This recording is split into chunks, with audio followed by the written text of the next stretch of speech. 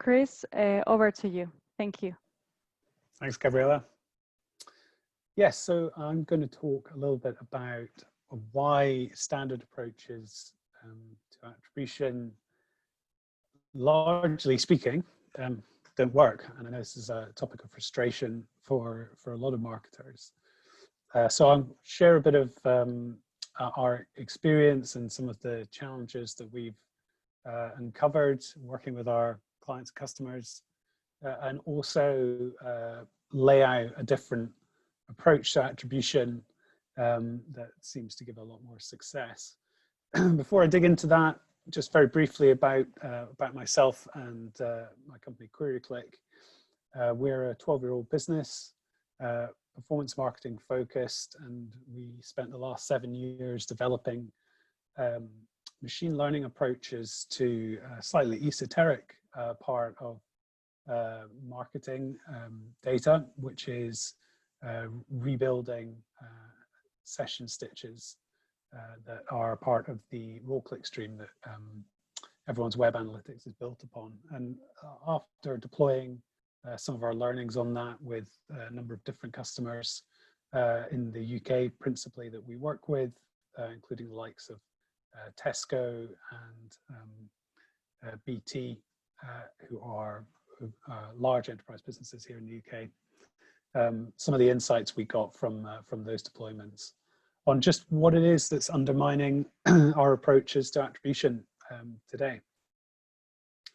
And I'll start with talking a little bit more about the state of play in terms of data that we need to be looking across as marketers to guarantee some performance improvements from a multi-channel point of view. So the chart I've put up here shows spend across a few different key areas for marketers. So the red part of the bar chart largely represents search ads. So that's predominantly Google, although of course there are reasonable amounts of spend in other search suppliers.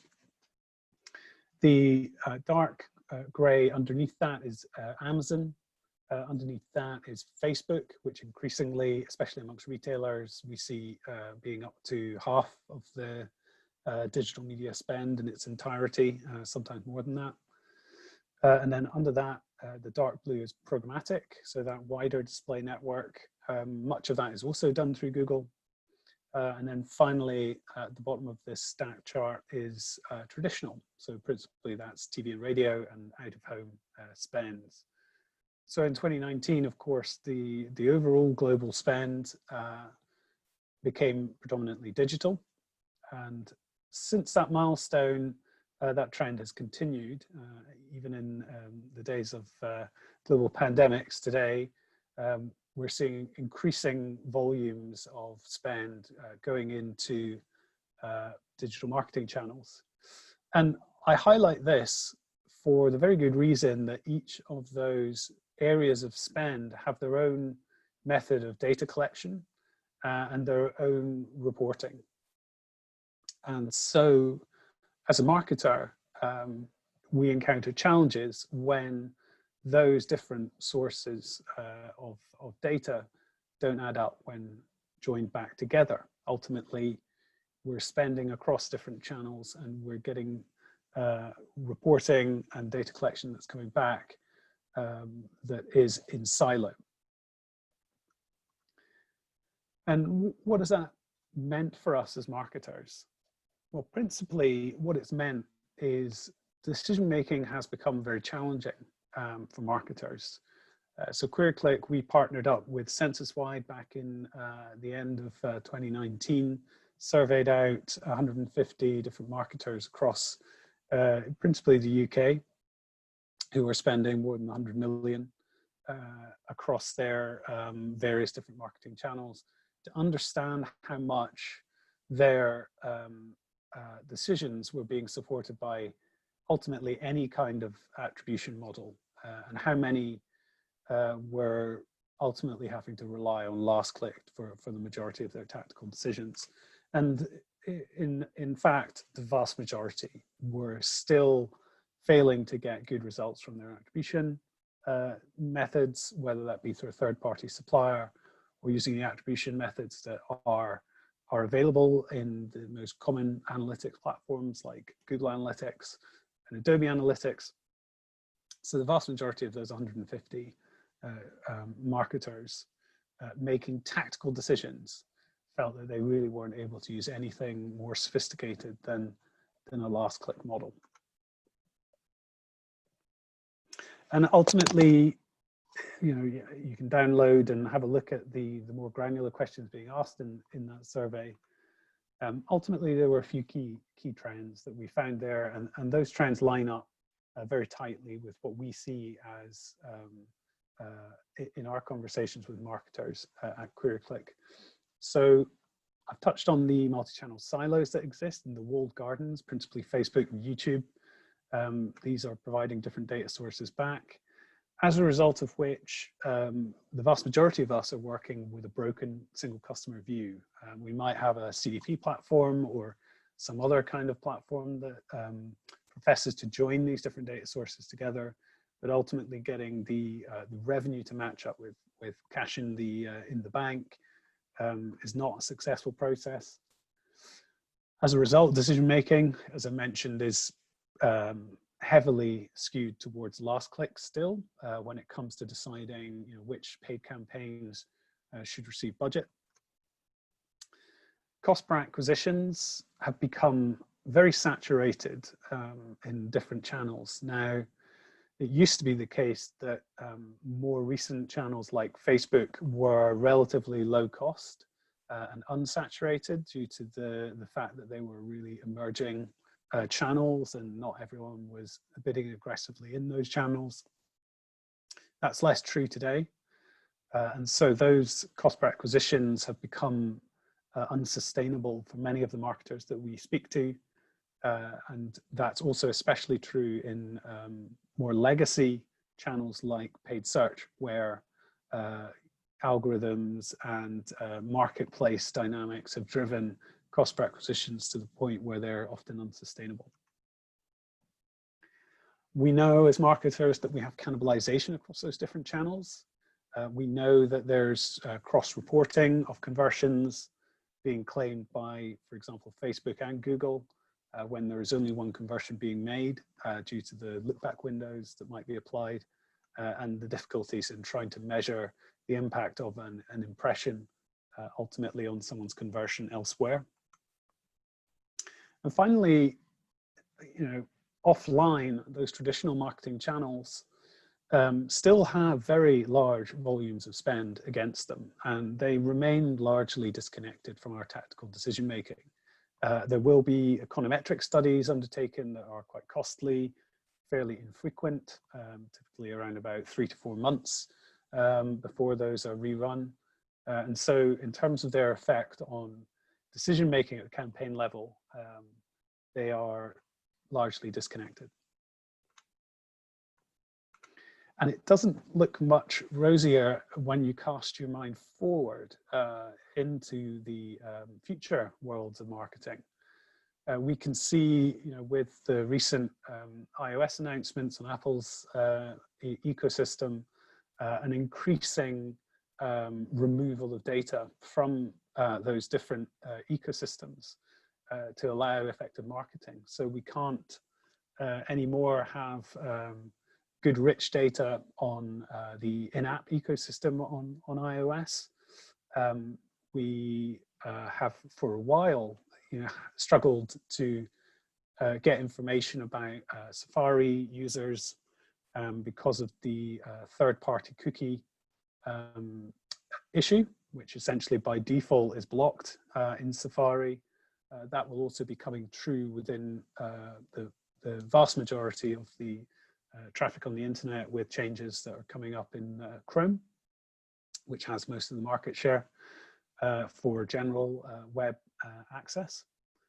And that will mean that a lot of the data that's relied on for targeting, particularly in the programmatic space, is going to be challenged. And it's highly likely that that third-party data loss will be replaced or will attempt to be replaced through second-party data transfer, where instead of using a cookie in a third-party relationship to capture data, instead first-party data collection on all web properties ultimately is collected and then shared server to server in a second-party relationship. Now, there are very large quantities of media spend going through those channels, programmatic in particular. And those second-party data sources still have an awful lot of question marks around them in terms of compliance, which itself, if you operate uncompliantly, offers some risk. But also there is a question mark about the quality of that data, which I'll go into.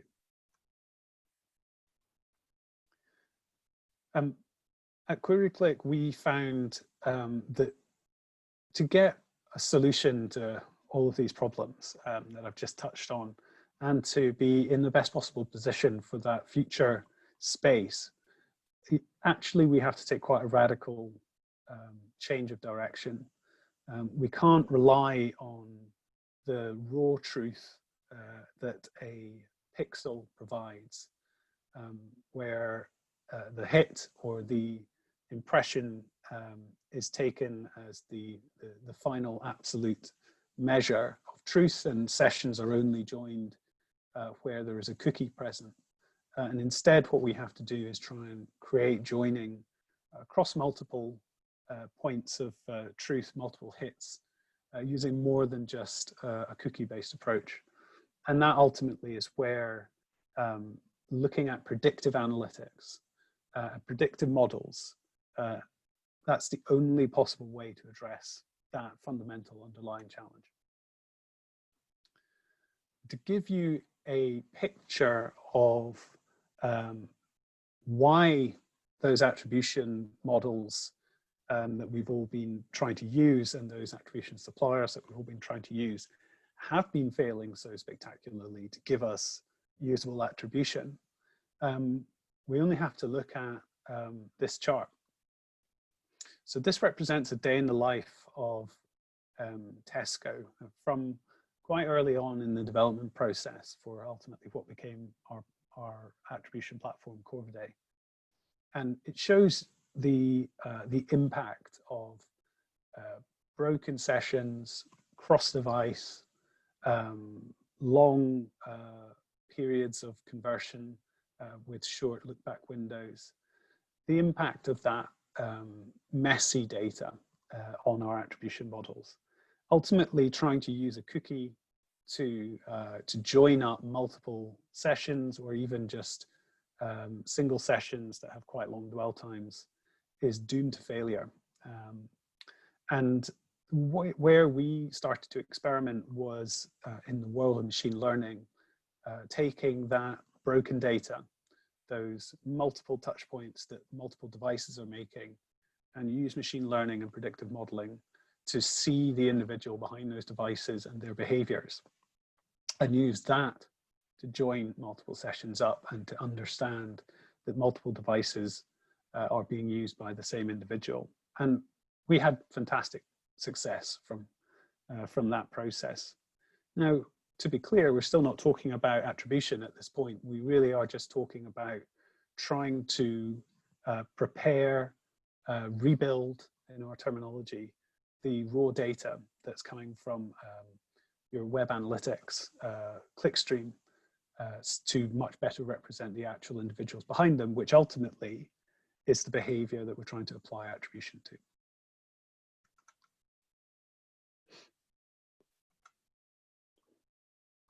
And even a simple statistical model then applied to that cleaned up data, like a Markov chain model or a Shapley model, which is the statistical model used by Google Analytics in its data-driven attribution.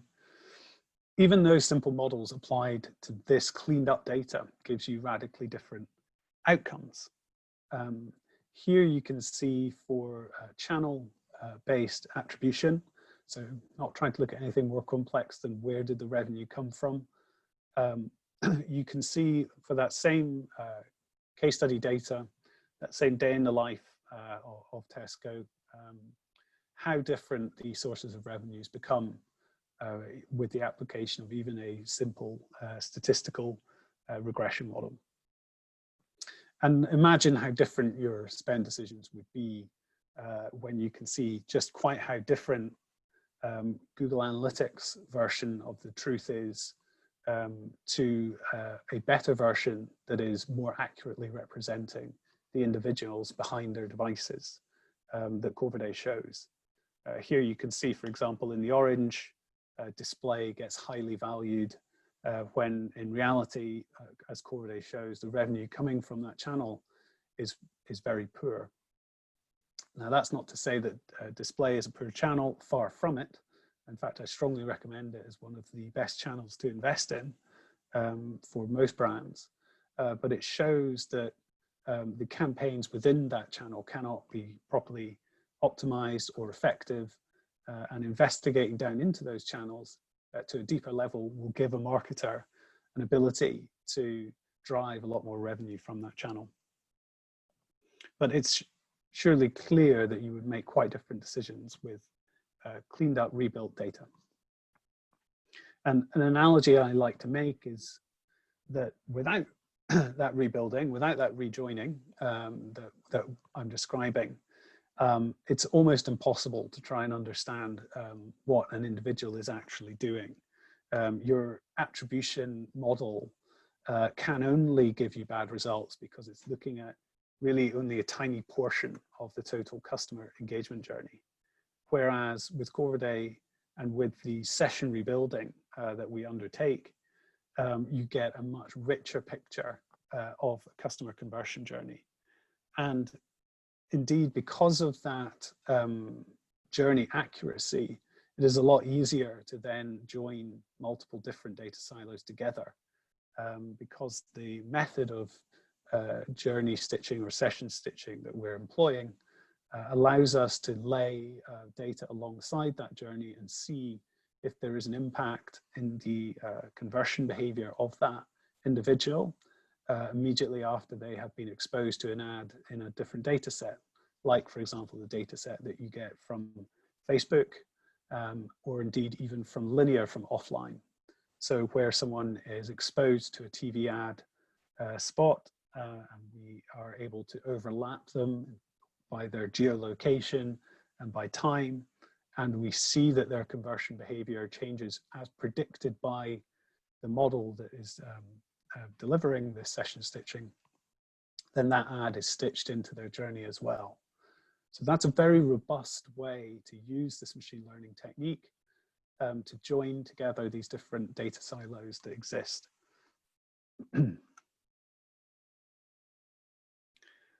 So in summary, the processes that we are going through follow this path. We can ingest the existing analytics data in the clickstream, or we can also optionally pixel alongside it and do enterprise pixel deployment. We completely rebuild that data, and we've seen the evidence of the impact in the slides presented so far. That is something that is a controlled, compliant process. We are able to fully respect the highest standard of privacy law anywhere in the world to ensure complete compliance.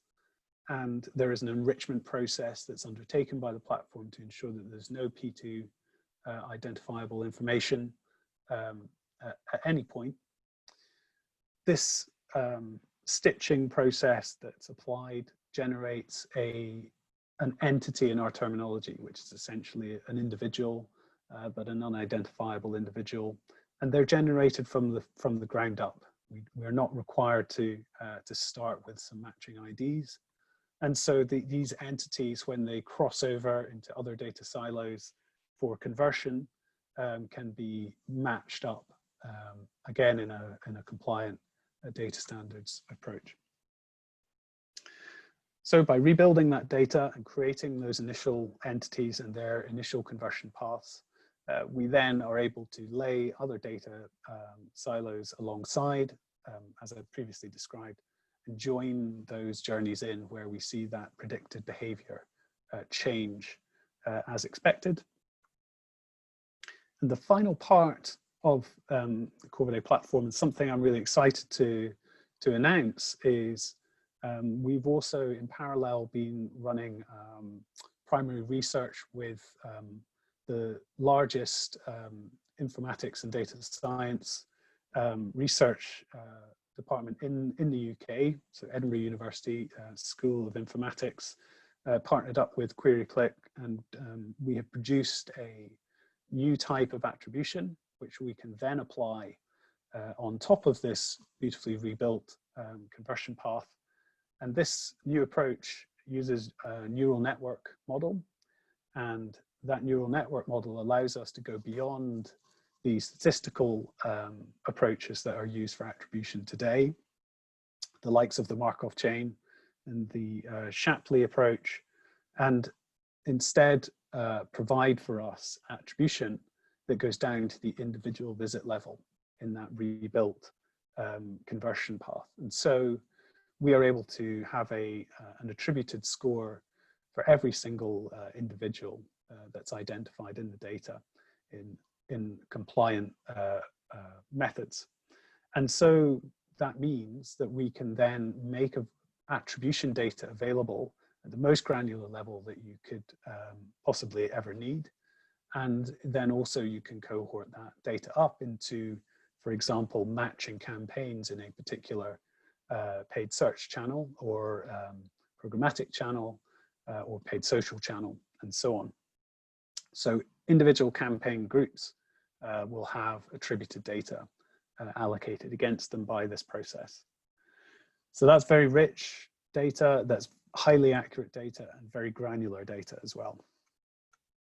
And the way that we deploy that today is either we will pass that data out from our system into a CDP, or we've built our platform on Azure, and it integrates with the common data model in Azure. So anyone using CDP or other systems from Microsoft in that space would have access to Corvidae data from the common data model. Anyone not using those systems would be able to access the same data from a RESTful API that sits upon Azure. So we are able to take and ingest data from any different marketing channel, join it together using the process described, make available that attribution data. And we can also go one step further, which is ultimately to automate the acquisition of individual customers as they're going through that conversion path. Because the models that we have described are predictive, they are also providing a score of the conversion probability of those individuals at any given moment in time. And so that allows us to provide feeds out into your customer data platform, your CDP. You can perform whatever kind of cohorting you wish to undertake. And then we would provide a feed for that cohort that it can be used as a customer targeting model to automate the acquisition of those cohorts in whatever channel you would like to apply that to. So principally, that would be applied in programmatic and allow retargeting and prospecting. But that also applies to paid search, which has extensive retargeting optimization available, and also paid social. So I'm going to wrap up just with some quick implementation studies. There's been a lot of development work has gone into trying to take a different approach to attribution, try to solve the problem that we as marketers all face. And also we feel that a good measure of an effective attribution model is a model that allows you to go and acquire customers more effectively, more powerfully. We have a case study demonstrating that fact. And I think it's probably most relevant for the audience today, because we are able to unbundle individuals and unbundle the customer targeting model from the DSP. We are able to help customers take much more advantage of those newer digital channels, paid social and programmatic, place targeting models in front of customers in those channels and move spend away from saturated spend that typically resides in paid search. And so we have a study where we have demonstrated a reduction in cost per acquisition of 87.5% for an EMEA electronics retailer across 5 different countries in Europe. So that's a fantastic result. Also, we have a case study demonstrating a reduction in cost for retargeting in Google's DV360. So we ran an A/B comparison between a test amount of spend, as you can see here, so just shy of £5,000, ran it against the same target cohort as DV360's targeting model. We got 400% more conversions at half the cost per acquisition. Ultimately, that delivered £250,000 of revenue at a 50-to-1 return on investment. Similarly, when you look at prospecting, attribution gives you genuinely incremental prospecting, and it allows you to actually make real advantage of that strategy.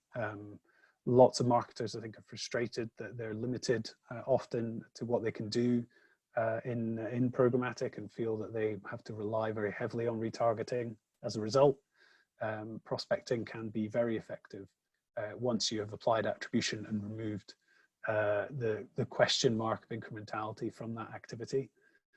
So there's another very simple case study here demonstrating the positive return on investment for prospecting. Even within paid search, we find really interesting results. So campaign level attribution that's built on top of our visit level model allows you to identify campaigns that have the opportunity to overachieve. So here we have a case study which reduced the cost of sale by 12%. So eliminated £1 million of media spend from Google Ads and delivered the same amount of revenue. And obviously that enables us to take that spend and activate it in other channels where we can see a better overall opportunity for cost per acquisition. We also have very interesting studies. Please do drop a note if you're interested in finding more that show insights such as how valuable campaigns that are predominantly generic versus brand are largely undervalued. In a recent study with Wiggle, who are a £200 million a year turnover retailer, we found that their generic search terms were undervalued by 3x, so 300% undervalued. And by reallocating it into the correct campaigns, they were able to drive significantly more new customer revenue. So overall, that's the process that I was keen to outline. I think the key takeaway here is that if your attribution is not working for you and you're finding that your decision making is still being driven back into the last click arena, then it's not necessarily the attribution model that is at fault, but the lack of rebuilding of the data going into that model that is highly likely to be preventing it from being effective. And over and above that, the interesting insights I've presented around using neural networks to create visit level attribution and then activate that in automated customer targeting models hopefully is well worth everyone's time as well. So I'd be very happy to talk to anyone about the approaches that we've taken here, some more technical conversations, very happy to get into those, and we can take it from there as well. So thank you. Thank you, Chris, for a really insightful session. As indeed, as you mentioned, attribution is still one of the main challenges for marketers. We still have a couple of questions, so I would like to ask you 2 questions that we have received. So how does COVID compare with the multitude of other solutions out there? Why should marketers consider it? Yeah, so it's a good question. The reason I'm confident that attribution is broken for a lot of marketers out there is we have a patent, a global patent on our session stitching approach. So that first stage that I described, where we take the 80% broken data and rebuild it completely, so that it more accurately represents what the human behind the device is actually doing and actually experiencing. That's a proprietary process that we own the patent to, and so I know from that perspective that it's not something that's undertaken widely. We also have become very familiar with the attribution market. Ultimately, the processes that I've described here, those two sides of it, so the rebuilding and the visit level attribution, are not something that are on the radars of other attribution suppliers. So I'm confident as well that that's also a unique approach. So in those two areas, I think we're genuinely differentiated. Thank you for elaborating that. The second question that we have is, what level of granularity can you go down to with your solution? Yeah, so I mentioned that it's visit level, and that genuinely is to an individual visit. Although I think there's some more interesting subtlety to that. So there's two sides to that. The first side is to actually take action. There's really only two ways that you can take action on a visit level piece of attribution view. One way is to make a change in your paid activity and try and target that individual differently, or not at all if it's not required. And ultimately, you don't do that against individuals in your ad tech. You will do that at a campaign level. And so although it's available down to the visit level, I would expect from a tactical perspective for most deployments, it will be the campaign level aggregation of that data that will be the most granular. Now, that means that to get the most value from Corvidae data, you should be trying to build quite granular campaigns. And indeed, I would advocate that. We're a 12-year-old performance marketing agency, so we have marketers in our team. The way that we approach paid activity and paid campaigns is very granular. And that's also, a good best practice, I would say. It allows you as well to be getting an idea of individual creatives and their impact. In our model, we actually are able to ingest impression level data. So that means individual impressions and how they actually affect conversion paths are taken into account by the model. So if you have a granular display campaign that's really tightly focused and just has a single creative associated or a single creative type associated against it or a single message against it, then you're going to be able to get attributed data against that individual creative. So I think that's quite powerful. The other way that you take action is with the automated retargeting and prospecting, which I mentioned as well. So I think those are two very granular ways that you can get kind of insight from visit level attribution data. Yeah. Perfect. Thank you very much. As I said, thank you for being with us and contributing to the Programmatic Pioneers and bringing one of the hottest topic. Thank you. Have a good day. Thank you very much. You too.